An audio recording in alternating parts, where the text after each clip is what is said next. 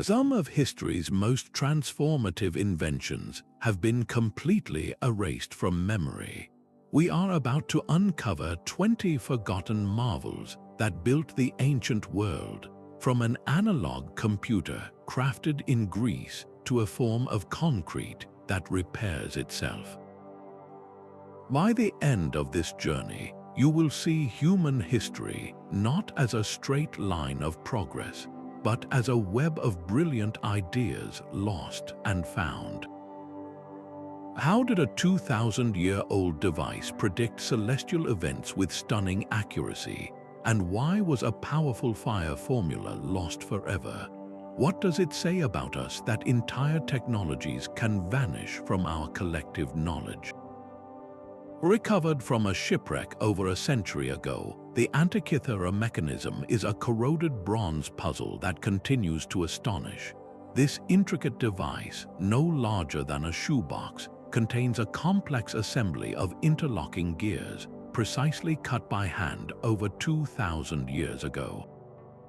It was, in essence, a portable cosmos made of metal. By turning a hand crank, an user could watch pointers move across dials to forecast the movements of the sun, the moon, and known planets.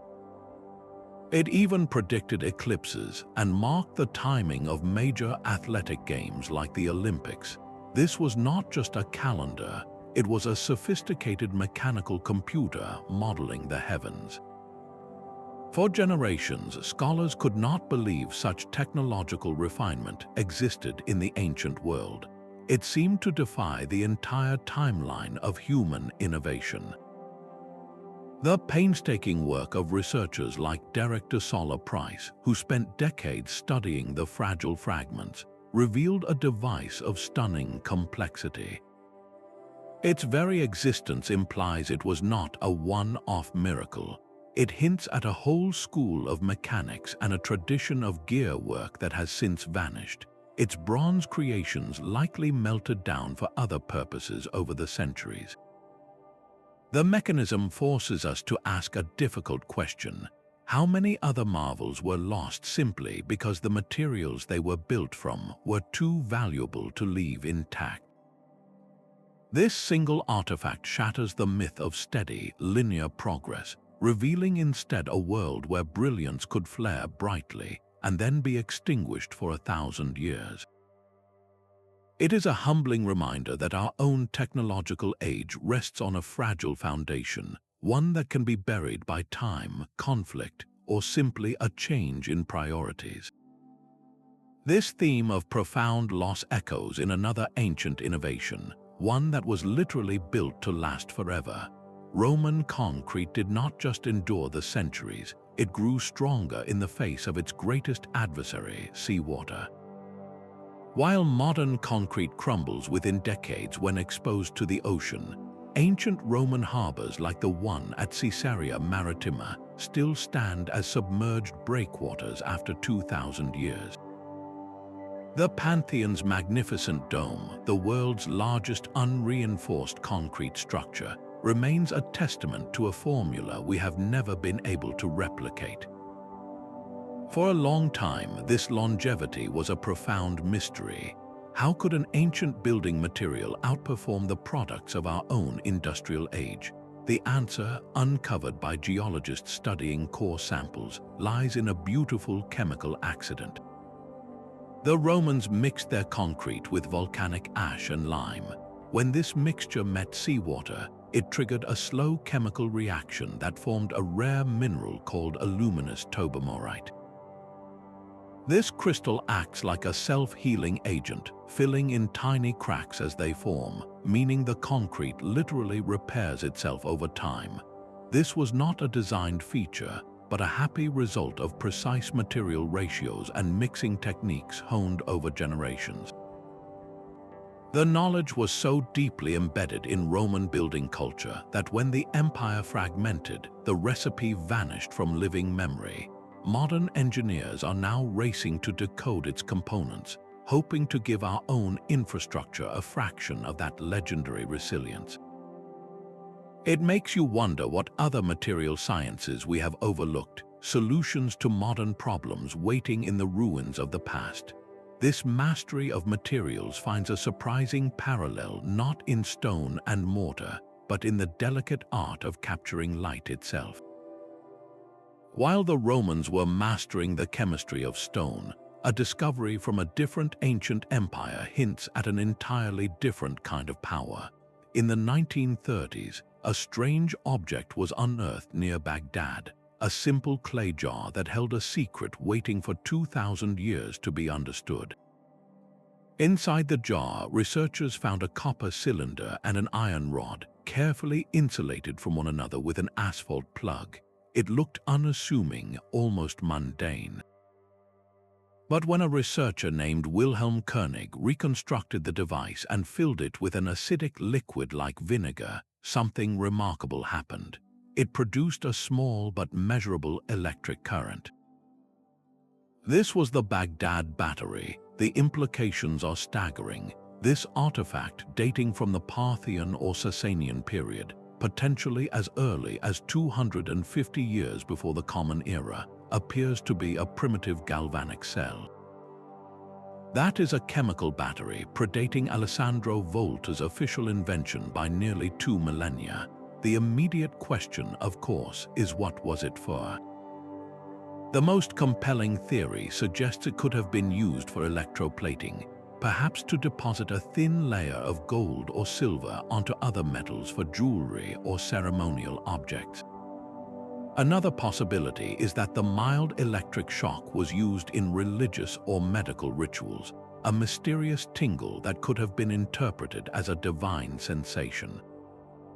Skeptics offer a more mundane explanation that the jars were simply containers for storing sacred scrolls, with the internal metals being merely decorative or structural. Yet the design is perfectly suited for generating electricity. If it was indeed a battery, it represents a spark of knowledge that never caught fire.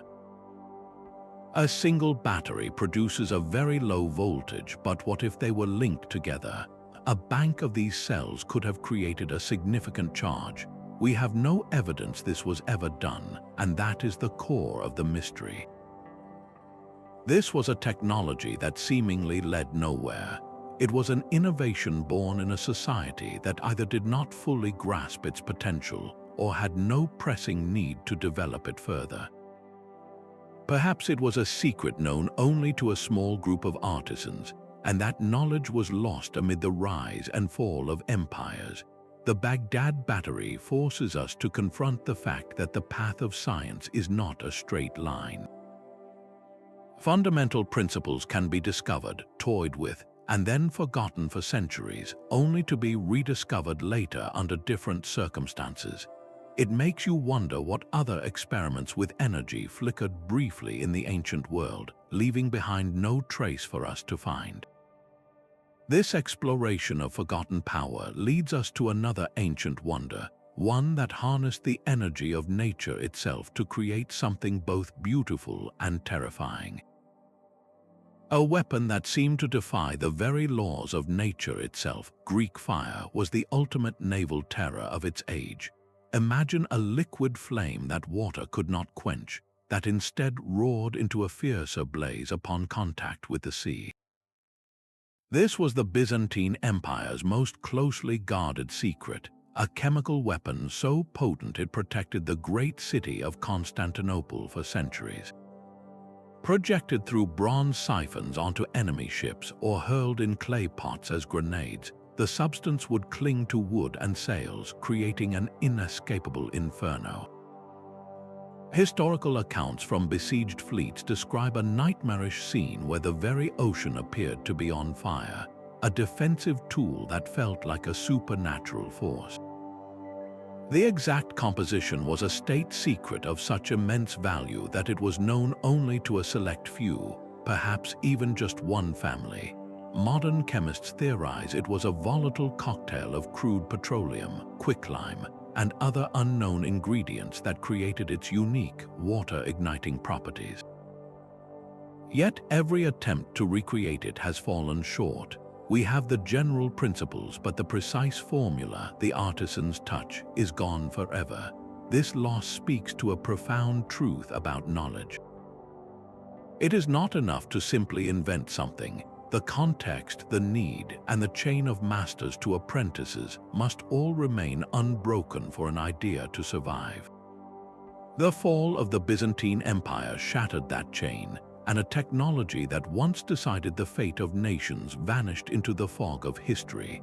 The story of Greek fire is a stark lesson in the ephemeral nature of power and the silent vulnerability of our most advanced secrets.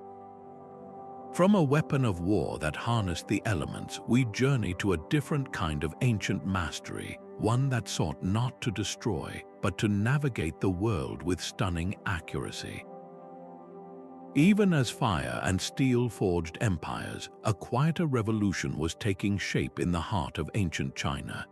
The first emperor, Qin Shi Huang, understood that a vast territory could not be held together by force alone.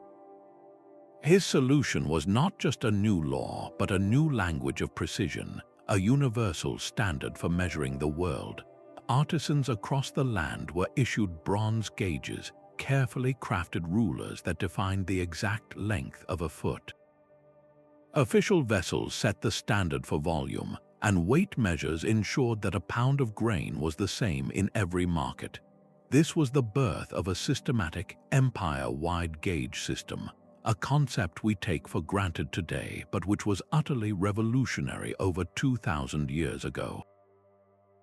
Imagine the chaos of a marketplace where every merchant used their own definition of a bushel, or the confusion on a massive construction site like the Great Wall if every crew measured differently. The Qin system wiped away that confusion.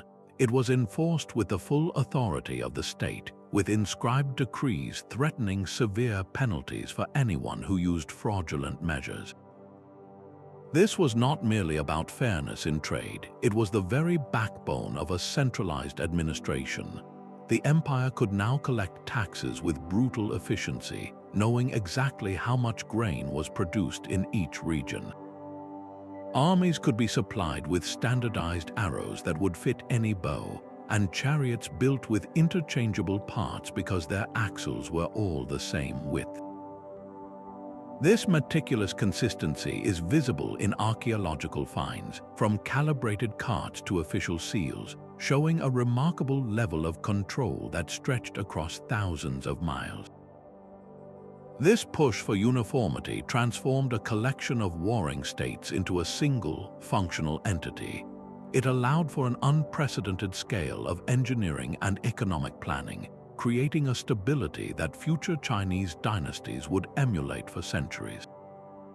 In many ways, this ancient system of measurement laid the groundwork for the modern global economy, where a microchip made in one country must fit perfectly into a device assembled in another.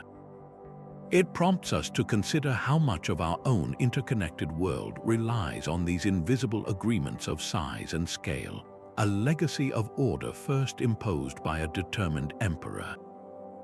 And just as this system brought order to commerce and construction, another ancient innovation sought to bring order to the flow of water itself, a device that would quench the thirst of entire cities. This same drive for efficiency that built empires with standardized measures also transformed the very soil from which they grew. Deep in the Fertile Crescent, a revolutionary tool emerged from Sumerian ingenuity around 3,000 years before the Common Era. It was the Mesopotamian cedar plow, a device so brilliantly simple it reshaped the ancient economy. Before this invention, farming was a two-step process. First, a farmer would laboriously cut furrows into the earth with a simple plow. Then, following behind, another person would walk the field, scattering precious seeds by hand onto the open ground. This method was wasteful, as seeds lay exposed to birds and the elements, and it demanded immense human effort. The cedar plow combined these actions into one seamless motion. Imagine a wooden plowshare cutting a neat furrow, but attached to it was a tube that ran down from a seed-filled hopper. As the oxen pulled the plow forward, seeds would trickle down this tube, guided directly into the freshly turned earth. This was a monumental leap. It conserved seed, reduced the labor force needed by half, and dramatically improved crop yields by ensuring seeds were planted at a consistent depth, protected until they could sprout. Ancient reliefs carved in stone and records on cuneiform tablets celebrate this tool, showing its central role in sustaining the world's first great cities. The food surplus it generated was the true bedrock of civilization. It meant that not everyone had to farm. This abundance allowed for specialization, freeing people to become artisans, priests, scribes, and soldiers. It fueled trade networks and supported the dense populations that defined Mesopotamia. For centuries, this integrated design was the pinnacle of agricultural technology, yet it faded from use as plowing methods changed, its principle forgotten for generations until it was independently reinvented in modern seed drill machinery. Its story makes us wonder how many other simple, sustainable agricultural innovations have been lost to time, solutions that could once again help us cultivate the land more wisely. This ancient quest to master the necessities of life, from food to water, leads us to a marvel of Roman engineering that did not just move water but conquered gravity itself. While the Romans conquered gravity with aqueducts, another civilization was mastering the flow of time itself under a canopy of desert stars. Ancient Egyptian astronomers used a device of elegant simplicity called the Merkit. Picture a palm rib notched with a narrow slit, suspended from a plumb line to ensure it hung perfectly straight. This was not a complex machine, but a precision instrument of observation. A priest astronomer would use it by aligning the slit with a specific circumpolar star, one that never dipped below the horizon. He would then watch as other stars crossed this vertical sight line, their steady procession across the sky marking the passing hours of the night. This simple act of stargazing allowed them to partition the darkness into 12 equal segments, creating a reliable nocturnal clock. The Merkit was rarely used alone. It was part of a sophisticated toolkit that included its counterpart, the Bay, another sighting tool that worked in concert with it. Together, they transformed the night sky into a vast, predictable timepiece. The stakes for this accuracy could not have been higher. The precise timing of religious ceremonies was believed to maintain cosmic order, and the calendar it helped calibrate was the very heartbeat of civilization. It predicted the annual, life-giving flood of the Nile, an event so crucial that the Egyptian year was built around its 3 seasons: inundation, emergence, and harvest. By tracking the star Sirius, whose first pre-dawn appearance heralded the flood, they developed one of history's first solar calendars, a system of 365 days. This was a monumental achievement, blending profound scientific understanding with deep spiritual belief. The rhythm of their entire society, from the farmer planting his seeds to the pharaoh performing a sacred rite, was set by the silent transit of stars observed through a notched piece of wood. It makes you wonder how different our own relationship with time might be if we still marked its passage by the direct movement of celestial bodies. This ancient synergy of observation and necessity, of reading the environment with such intimate precision, finds a powerful echo in another part of the world, where an entire city was engineered to breathe with the wind. Beneath the sun-scorched plains of ancient Persia, a hidden river flowed. This was not a river of surface water, lost quickly to the relentless sun, but a secret, subterranean highway of life known as the Qanat. In a landscape where survival was a constant battle against aridity, Persian engineers performed a kind of hydrological magic. They located water trapped in mountain aquifers, then designed gently sloping tunnels that would coax this groundwater down to the thirsty plains below, entirely by gravity. This was not a simple ditch, it was a masterpiece of underground architecture. The main channel, carved through rock and soil, descended at a precise, minimal grade, just enough to keep the water moving without eroding the tunnel walls. Along its entire length, vertical shafts were dug down to the tunnel at regular intervals. These shafts served a dual purpose. They provided crucial ventilation, and more importantly, they were the entry points for the teams of workers who spent their lives digging and maintaining the system. The scale of this labor is almost unimaginable. Some of these Qanats stretched for over 50 kilometers, a network of hidden veins requiring the coordinated effort of entire communities for generations. This was not the work of a solitary genius, but a societal undertaking that bound people together in a shared dependence on the life-giving flow. The system's brilliance lay in its elegant efficiency. By moving water underground, the Qanat eliminated the massive evaporation loss that would have crippled an open canal in the desert heat. It also protected the water from contamination, delivering a clean, reliable supply directly to settlements and lush paradise gardens, transforming barren land into pockets of abundance. This technology was so effective that it did not remain a secret for long. From its origins over 3,000 years ago, the knowledge of Qanat construction traveled along the Silk Road, spreading across empires from China to North Africa. They became the hidden hearts of oasis cities, enabling civilizations to flourish in some of the most challenging environments on Earth. The most remarkable testament to their design is that many are still in use today, centuries after their creation, a quiet tribute to the advanced understanding of groundwater dynamics possessed by their ancient builders. In an era of growing water scarcity, these ancient tunnels pose a profound question. What lessons about sustainable living and community-managed resources have we forgotten, that our ancestors mastered with nothing but simple tools and profound observation of the natural world? This mastery of water finds a parallel in a different kind of ancient control, one that sought to command the very air we breathe. Inside the Han Dynasty court, a bronze vessel stood as a silent guardian against an invisible threat. Crafted by the brilliant scholar Zhang Heng in the year 132, this was the world's first seismoscope.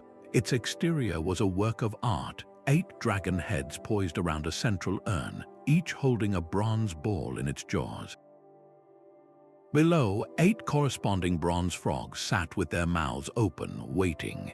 The device's internal workings remain a mystery lost to time, but the most accepted theory suggests a delicate inverted pendulum sat at its heart. When a distant earthquake sent subtle tremors through the ground, the pendulum would swing, tripping a mechanism that released a single ball from one of the dragons. The ball would clatter into the mouth of the frog below, loudly announcing not just that an earthquake had occurred, but precisely which direction it came from. The historical record tells of an occasion when a dragon released its ball, though no tremor was felt in the capital. Days later, a messenger arrived from a region hundreds of kilometers away, reporting a major earthquake. The device had sensed what the human body could not, a feat that seemed almost magical to court officials. This was not magic, however, but sophisticated mechanical philosophy. It demonstrated a profound understanding that the Earth transmits energy across vast distances, and that this energy can be measured and interpreted. For the emperor, it was a tool of imperial power and compassion, a way to demonstrate heaven's mandate by showing concern for the well-being of distant subjects and to dispatch aid quickly. Its predictive power was a form of early warning that undoubtedly saved lives. The loss of this technology following the Han Dynasty's decline represents one of history's most poignant technological regressions. A device that could sense the planet's tremors vanished, and nothing like it would emerge again for over 1,600 years. it forces us to confront a difficult question. How many communities living in the shadow of tectonic faults could have been spared unimaginable hardship if this knowledge had been preserved and refined through the centuries? The Seismoscope stands as a monument to a path not taken, a brilliant spark of predictive science that was snuffed out, leaving humanity vulnerable to the planet's sudden violence for generations. This quest to build machines that could interpret the world finds a stunning parallel in a different ancient culture, one that crafted a theater of automated wonders. High in the Andes, the Inca Empire ran on a language of knots. Without a single written word, they administered a territory spanning thousands of miles, coordinating millions of people through an intricate device known as the Quipu. This was not a simple abacus or a primitive tally system. A quipu was a complex array of colored cotton or wool cords suspended from a primary string. Information was encoded in a three-dimensional language of knots: the type of knot, its specific position on the cord, and the color of the string itself all held distinct meaning. A decimal system was at its heart, with different knot types representing units, tens, hundreds, and beyond, but the colors suggest it went far beyond mere numbers. A red cord might signify the emperor's army, while a brown one could represent a stockpile of maize. Scholars like Gary Urton have painstakingly decoded some of these knotted records, identifying them as census data, astronomical calendars, and detailed tax records. This was the database that built Machu Picchu and supplied its workers. A single quipu could tell administrators how many able-bodied citizens lived in a distant village, what crops they had harvested, and what tribute they owed to the state, all without a single glyph or character. It was a fluid, portable, and remarkably efficient form of information technology that perfectly served a society organized by collective labor and resource distribution. Then came the Spanish conquest, recognizing the quipu as a source of power and a potential vessel for forbidden histories and beliefs. The colonizers systematically sought out and destroyed them. Countless quipus were burned, their knowledge lost forever in the smoke. Today, only about 1,000 are known to survive, and their full narrative capacity, the stories they might have told beyond simple accounting, remains one of history's most tantalizing mysteries. The Quipu forces a radical rethink of what we consider advanced civilization. It proves that writing is not the only path to complex organization. The Incas built one of the world's greatest empires on a foundation of knotted string, showcasing a completely different cognitive approach to managing information. What other non-written systems of knowledge, other ways of thinking and remembering, have vanished without a trace, taking with them unique understandings of the world? These tangled threads of forgotten communication find a surprising echo in a different kind of ancient network, one that pulsed with the rhythm of commerce. While the Inca communicated through knots, the Romans engineered comfort from the very ground up. In the chill of a northern European winter, stepping into a Roman villa was like entering another world. The floors and walls were not cold stone, but warm surfaces radiating a gentle, even heat. This was the Hypocaust, the ancient world's most sophisticated central heating system. Its principle was one of beautiful simplicity. A furnace, constantly stoked by slaves or servants, burned wood or charcoal in a basement-level firebox. This furnace did not just heat the room it was in. Instead, the hot gases it produced were channeled into the empty space beneath the raised floors of the rooms above. The floors were supported by a grid of short, sturdy pillars made of stacked tiles, creating a hidden chamber where heat could circulate. From there, the hot air would rise through specially designed hollow boxes built into the walls, before finally escaping through terracotta pipes in the roof, creating a steady draft that pulled more heat through the entire system. This was not merely a luxury. At the immense baths of Caracalla, which could host thousands of bathers, the Hypocaust was essential infrastructure. It heated the warm room, the hot room, and even the swimming pools, making these vast, soaring spaces habitable and pleasant year-round. This commitment to public warmth was a cornerstone of Roman life, promoting hygiene, health, and the social bonding that held the empire together. The system required immense skill to build and constant maintenance to run, a testament to the Roman mastery of practical engineering. Its use in remote military forts in places like Britain shows how vital this comfort was considered for morale and well-being, even on the empire's farthest frontiers. When the Western Roman Empire fragmented, the knowledge and resources needed to maintain these systems slowly vanished. The Hypocaust fell silent, its intricate tunnels filling with debris. The great halls and bathhouses grew cold, and for centuries in Europe, the simple luxury of a warm floor became a forgotten dream. This loss was more than just a matter of comfort. It marked a tangible decline in a certain quality of life, a retreat from complex communal infrastructure toward simpler, more isolated forms of existence. Yet, the idea itself did not die out completely. The knowledge was preserved and refined in the Byzantine Empire and later adopted across the Islamic world, where similar underfloor heating continued to bring comfort. Its story is a powerful reminder that the collapse of an empire can mean the loss of everyday wonders, the small technologies that make life not just possible but pleasant. It makes you wonder what other simple comforts we take for granted today might one day slip through the cracks of history. The Mesopotamian transformation of sand into art began with a simple, shimmering accident. Natural glass forms when lightning strikes sand or in volcanic flows, but around 1500 years before the Common Era, Mesopotamian artisans decided to command this process. They developed a technique known as core forming, a delicate dance of fire and chemistry. A craftsman would first shape a core of sand and clay into the rough form of a small jar or bottle. Then they would dip this core into a crucible of molten glass, winding the viscous, glowing material around the form like honey on a stick. While the glass was still pliable, they would roll it on a stone slab to smooth it, often adding trails of colored glass for decoration.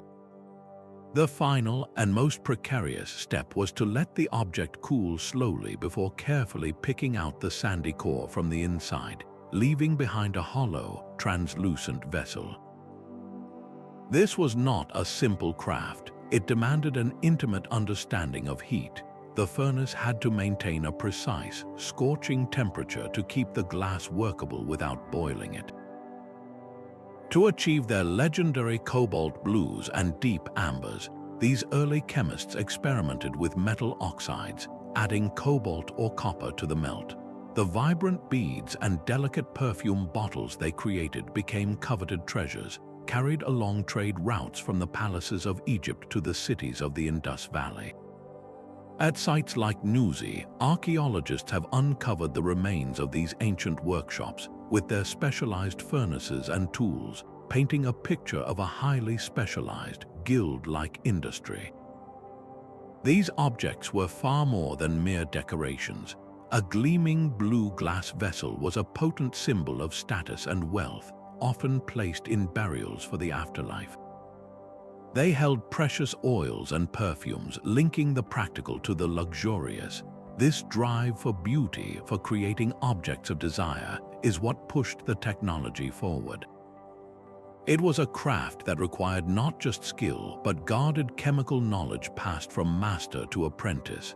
When political instability shook Mesopotamia, this delicate chain of knowledge was broken. The core-forming technique faded into obscurity in its homeland, only to be rediscovered and industrialized centuries later by Roman glassblowers. The story of Mesopotamian glass forces us to consider a fundamental question.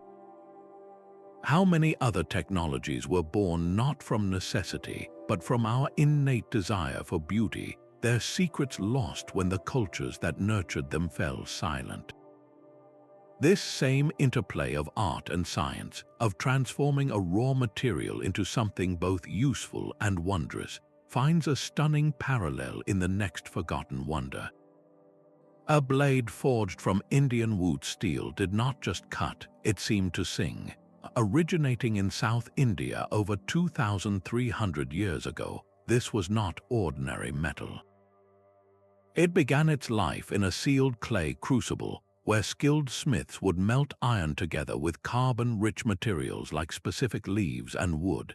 This unique crucible smelting process created a high-carbon steel ingot with a mesmerizing, watery pattern on its surface, a signature of its unique crystalline structure.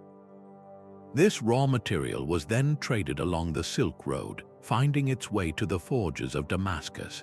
There, master swordsmiths would perform the final magic, reheating and hammering the steel with a precise, controlled rhythm.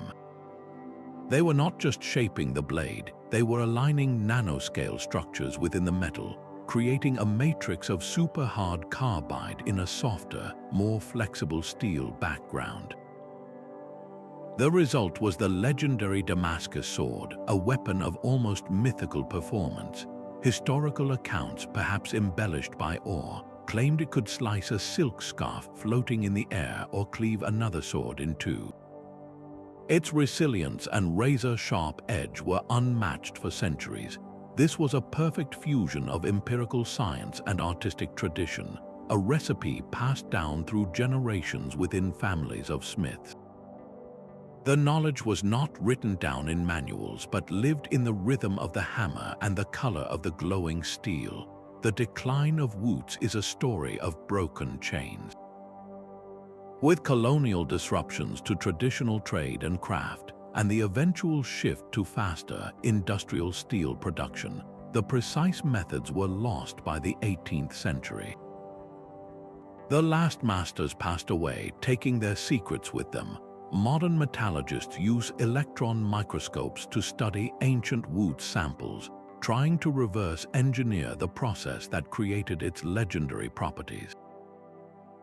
They are not just seeking to make a better sword, but to understand how ancient artisans achieved such control over a material at the microscopic level, a feat we struggle to replicate even with our advanced technology. The story of Wootz steel forces a humbling question. How many other material sciences, perfected through centuries of patient observation, have been erased by the very progress meant to replace them, and what could their rediscovery mean for creating more durable and sustainable materials today? This search for forgotten excellence in craftsmanship leads us to a different kind of ancient marvel, one that sought to capture the world in miniature. The legacy of Wootz steel was forged in fire and secrecy, but another ancient invention grew quietly from the water's edge, transforming human communication. Along the fertile banks of the Nile, the papyrus plant did more than provide reeds for boats or baskets. It became the very surface upon which a civilization would inscribe its soul. This was not merely an early form of paper. It was a technological revolution crafted from a marsh plant. Egyptian artisans perfected a multi-stage process, harvesting the tall stalks and carefully slicing the pithy interior into thin, vertical strips. These strips were then laid side by side, with a second layer placed crosswise on top. Soaked in the Nile's muddy water, the natural starches within the plant acted as a glue. The layers were pressed together, pounded into a unified sheet, and left to dry under the intense sun, resulting in a smooth, flexible, and remarkably durable writing surface. This was the birth of the scroll, a medium that was both lightweight and incredibly long-lasting, as proven by examples that have survived for thousands of years. The impact was immediate and profound. Scribes could now record everything from tax rolls and legal decrees to religious spells and epic poetry with an efficiency never before possible. The famous Book of the Dead, a guide to the afterlife, was typically written on a papyrus scroll, personalizing a journey that was once the exclusive domain of tomb walls. This democratization of writing extended beyond Egypt's borders. Papyrus became a hot commodity, exported across the Mediterranean. Greek philosophers, Roman administrators, and Levantine merchants all relied on these Egyptian sheets to conduct diplomacy, record history, and spread new ideas. The Great Library of Alexandria, a repository of the ancient world's knowledge, was fundamentally a library of papyrus scrolls. Its collections were not carved in stone, but written on this fragile, organic medium. The decline of papyrus was a slow unraveling tied to both politics and botany. As the Roman Empire fragmented, trade routes were disrupted. The rise of parchment made from animal skins offered an alternative that could be produced anywhere, not just in the Nile Valley.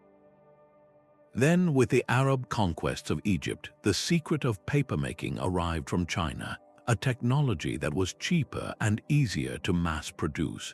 One by one, the vast papyrus marshes were drained for agriculture or left to wither, and the specialized knowledge of its processing faded away.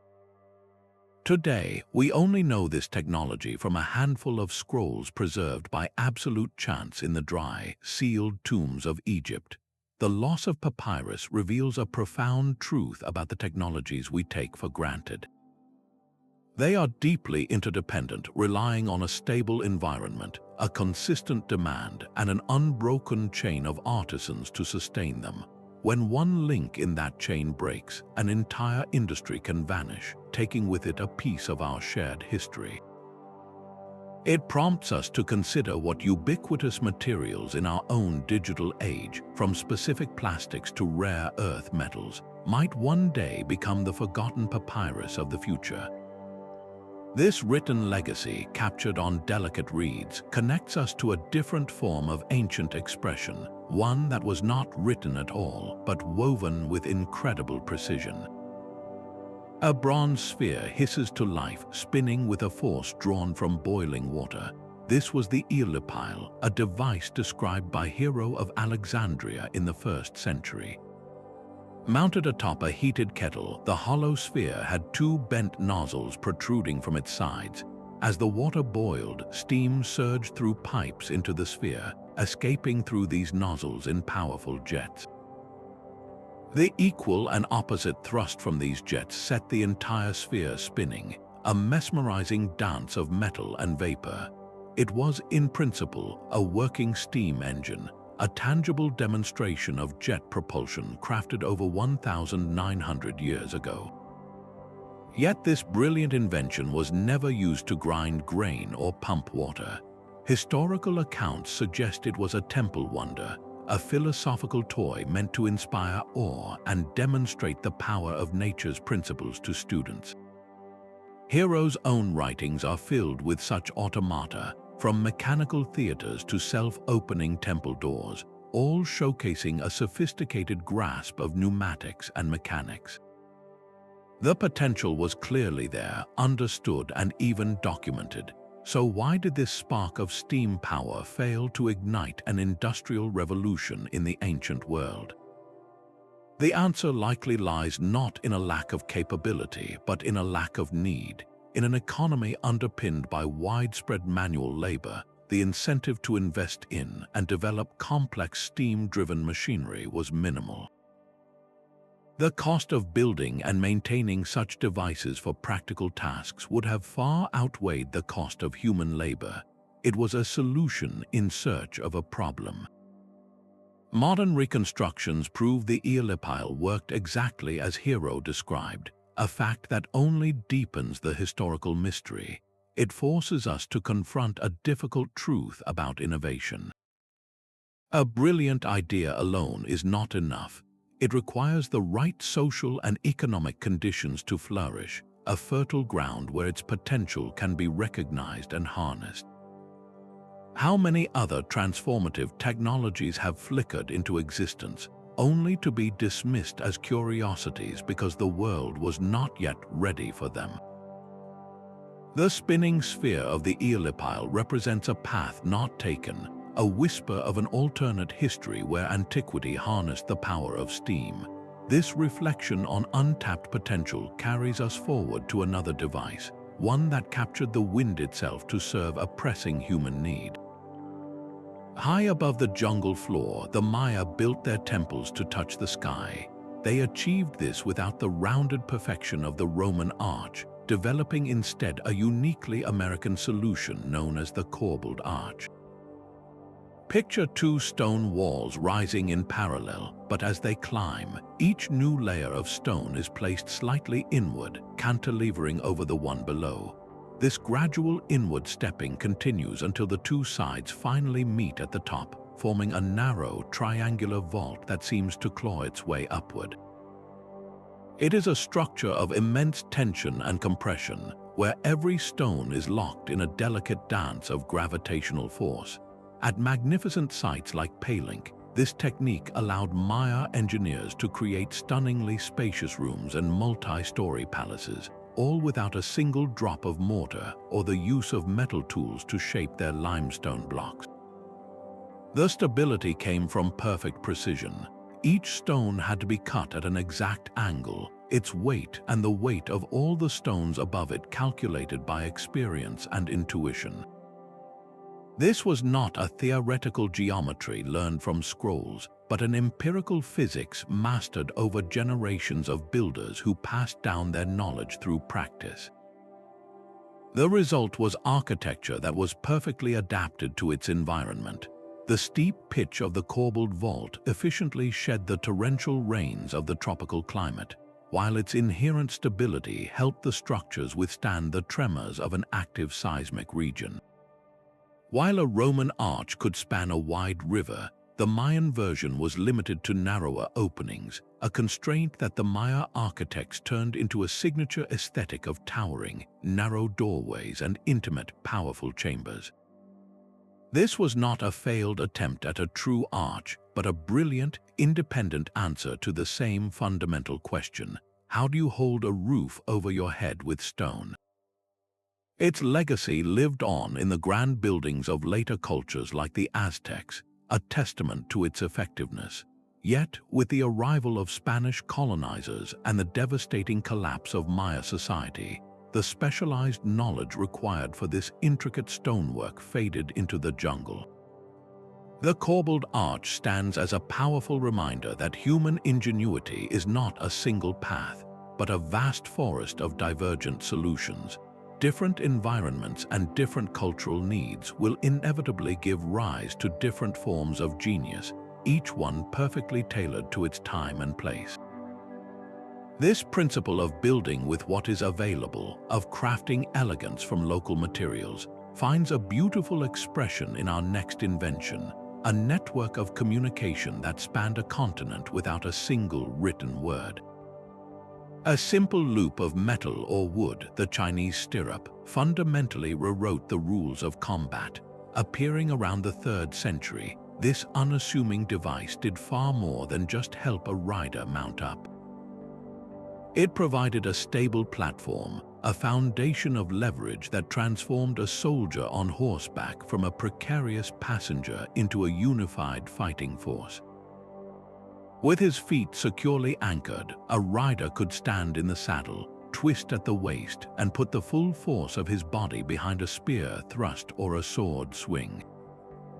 He could even guide his horse with pressure from his knees, leaving his hands free to wield a powerful composite bow with lethal accuracy.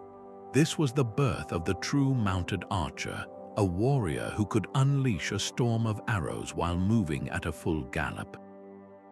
The earliest archaeological evidence found in tombs from the Jin dynasty shows a single, dangling stirrup likely used just for getting on the horse. But the genius was in pairing them. 2 stirrups allowed a rider to distribute his weight, locking him into a symbiotic relationship with his steed. The fatigue of simply staying mounted vanished, replaced by an endurance that allowed for longer campaigns and more decisive charges. This technological edge traveled westward along the Silk Road, a quiet passenger in the baggage trains of traders and conquerors. When it finally reached Europe centuries later, its arrival catalyzed the age of the feudal knight. The ability to couch a heavy lance under the arm, braced securely in the stirrups, turned a man and his horse into a single, unstoppable projectile on the battlefield. The social repercussions were immense. Mastering this new form of combat required years of training and expensive equipment, elevating the status of the warrior class and cementing the power structures of feudalism. Perhaps the stirrup's ultimate testament was its adoption by the Mongol empires, whose lightning-fast cavalry tactics, reliant on the stability it provided, carved out the largest contiguous land empire in history. This humble tool demonstrates a powerful historical truth. It is not always the most complex inventions that change the world, but often the simplest ones that unlock human potential in profound ways. How many other seemingly minor innovations have quietly redirected the flow of history, their origins forgotten while their consequences echo for centuries? This same principle of a small support creating a monumental shift finds a parallel in our next invention, one that offered stability not to warriors, but to the very structures they sought to defend. The city of Petra did not simply survive in the desert. It blossomed into an emerald of commerce, all thanks to a hidden network of water wisdom. Carved into the rose-red cliffs and hidden beneath the sand, the Nabateans engineered a hydraulic marvel that turned flash floods into a reliable lifeline. They understood their arid environment with an intimacy born from generations of observation. Instead of fighting the sporadic, violent downpours, they designed a system to capture, slow, and store every precious drop. A series of cleverly placed dams and diversion walls redirected seasonal torrents away from the city center and into a labyrinth of carved channels and terracotta pipes. These conduits fed vast underground cisterns, sealed and covered to protect the water from the relentless desert sun, minimizing evaporation to a degree that still impresses engineers today. This was not a single reservoir, but a distributed, resilient grid that ensured no single point of failure could threaten the entire city. Water flowed from these hidden stores to public fountains, lush palace gardens, and even individual homes, supporting a population that may have reached 30,000 people in its prime. This abundance of water in the middle of barren wilderness is what made Petra a legendary hub on the incense trade routes. Vast caravans traversing hundreds of miles of desolate landscape knew they could find safe refuge and replenish their supplies here. The city's wealth and power were built not on gold but on water. The true testament to its brilliance is that some of these ancient channels and cisterns remain functional after 2,000 years, still gathering water for the modern Bedouin communities who live there.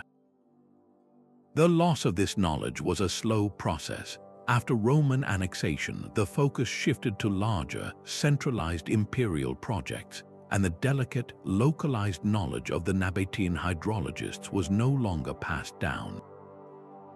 As trade routes changed and Petra's economic importance faded, the meticulous maintenance required for the system fell into neglect, and the desert began to reclaim its secrets. This forgotten network poses a critical question for our own era, as many modern cities face growing water scarcity. What can we learn from these ancient masters of sustainability, who viewed water not as a commodity to be extracted, but as a sacred gift to be meticulously shepherded through a hostile landscape? The life-sustaining flow of Nabatean engineering channels our focus to the next invention, which also thrived in a challenging landscape. Deep in the sweltering Mesoamerican lowlands, an ancient innovation was born not from stone or metal, but from the sap of a tree. The Olmec people, over 3,500 years ago, unlocked the secret to transforming this sticky liquid into a resilient, bouncy material. They discovered that by mixing the milky latex from rubber trees with the juice of the morning glory vine, they could create a substance that was both durable and elastic. This was a form of vulcanization, a chemical process that strengthens rubber by cross-linking its polymers, and the Olmecs mastered it millennia before Charles Goodyear patented his version. They were not merely making a useful paste, they were performing sophisticated organic chemistry, manipulating natural resources with a precision that still resonates today. The result was a material that shaped their world in both practical and profound ways. They crafted waterproof containers and adhesives, and evidence suggests they may have even made rubber-soled sandals for better traction. But their most iconic creations were the solid rubber balls used in the ritual ball game, a sport that was far more than a game. These balls, some weighing several pounds, could be propelled with hips and knees across a stone court, their high, lively bounce adding a dynamic, almost supernatural energy to a ceremony that reenacted cosmic myths and decided matters of politics and fate. The discovery of carefully preserved rubber artifacts in the sacred bog of El Manotti offers a rare window into this technology. The acidic, low-oxygen environment protected these offerings for centuries, revealing figurines and balls that testify to a deep, specialized knowledge.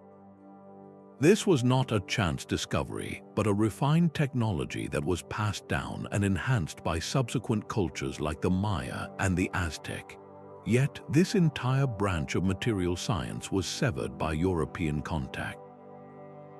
The knowledge, so intimately tied to local botany and cultural practice, was lost as societies were disrupted and colonial powers showed little interest in the chemical wisdom of the people they encountered.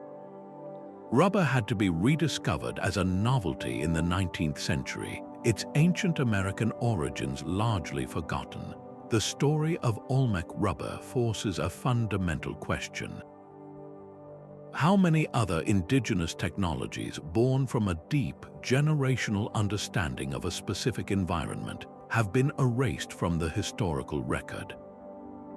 This elastic innovation stretches our understanding of progress, revealing it not as a linear march, but as a fragile tapestry where brilliant threads can be pulled out and lost for ages. The final color of the ancient world was not found in a mine or a forest, but in the slow, cold depths of the Mediterranean Sea. To produce just a single gram of vibrant Tyrian purple, Phoenician artisans had to harvest thousands of murex sea snails, each secreting a precious drop of dye from a specialized gland. The process was a masterpiece of putrid alchemy. The snails were crushed, their glands carefully extracted, and then the material was subjected to days of boiling and fermenting in large lead vats. This slow, smelly transformation under precise conditions coaxed out the color, which would shift from a yellowish liquid to a brilliant, sun-fast crimson, and finally to that legendary deep purple that would not fade with time. This was not merely a dye, it was solidified wealth. A pound of wool dyed with Tyrian purple could be worth more than a pound of gold, making it the ultimate status symbol from Rome to Carthage. Wearing a stripe of this purple on a toga or a full robe was a silent, powerful declaration of imperial power or divine favor. The Phoenicians built a Mediterranean-wide trade empire on this chromatic secret, with cities like Tyre and Sidon becoming synonymous with luxury and power. Their monopoly was so complete that the very name Phoenicia is thought to derive from the Greek word for purple, but this brilliance came at a steep and silent cost. The shores near ancient dye works were piled high with the shattered shells of millions upon millions of snails. This systematic overharvesting, combined with the political fall of the Phoenician cities, eventually drained the resource and broke the chain of knowledge. The exact artisanal methods were lost, and the royal purple faded from common use. Modern chemists have managed to recreate the dye, confirming its remarkable properties, but the story of Tyrian purple leaves us with a haunting legacy. It shows us that even in antiquity, the relentless pursuit of luxury could exhaust a natural resource, a reminder that the economic engines of the past were not always sustainable. What does it mean that one of history's most coveted colors was born from an ocean's worth of life, sacrificed for the cloth of kings? The story of these 20 forgotten inventions is ultimately a story about us. These 20 forgotten marvels collectively reveal a profound truth about our past. Ancient civilizations were not primitive way stations on a road to our modern world. They were vibrant hubs of innovation, each generating brilliant solutions tailored to their unique environment and challenges. The precision of the Antikythera mechanism and the universal order of the kin gauge system both sprang from the same universal human drive to comprehend the cosmos and bring structure to society.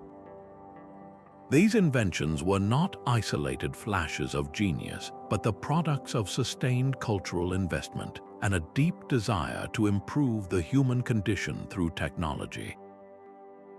Their disappearance was rarely a single event, but more often a slow fade caused by the collapse of empires, the shifting of trade routes, or environmental pressures that severed the delicate chains of knowledge from one generation to the next.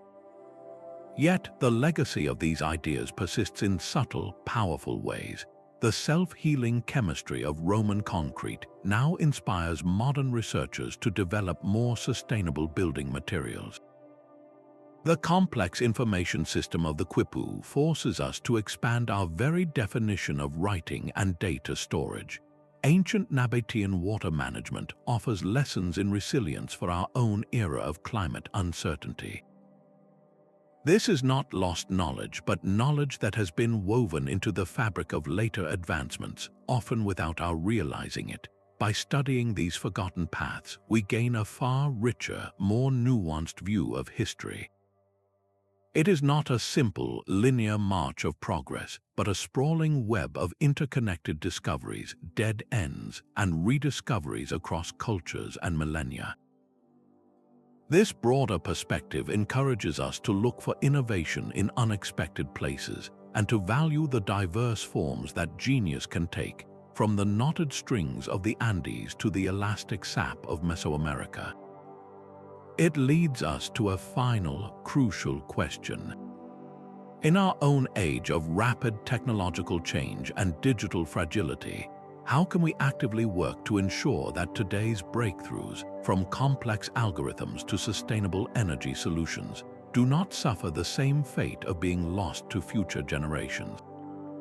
The answer may lie in recognizing that preserving knowledge is as vital as creating it, a lesson written clearly in the silent stones and corroded gears of the ancient world.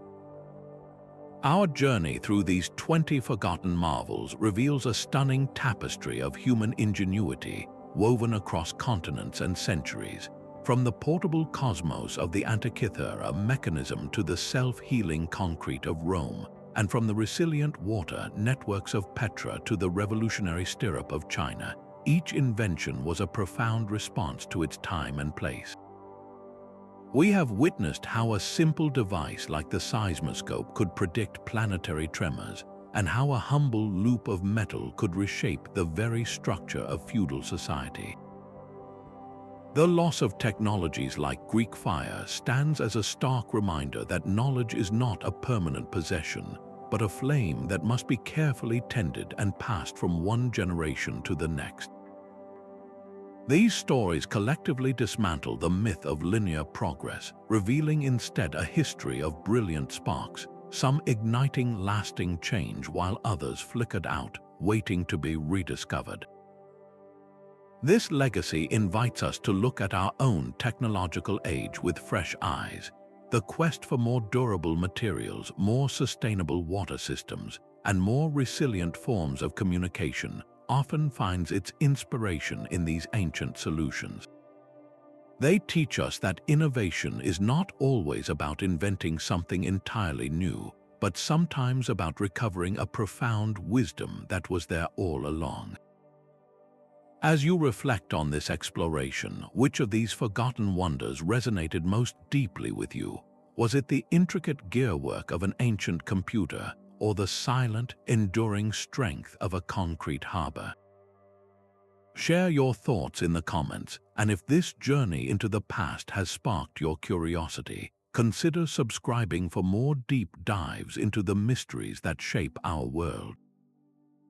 Thank you for joining this exploration of our shared heritage, a testament to the timeless and often overlooked genius of humanity.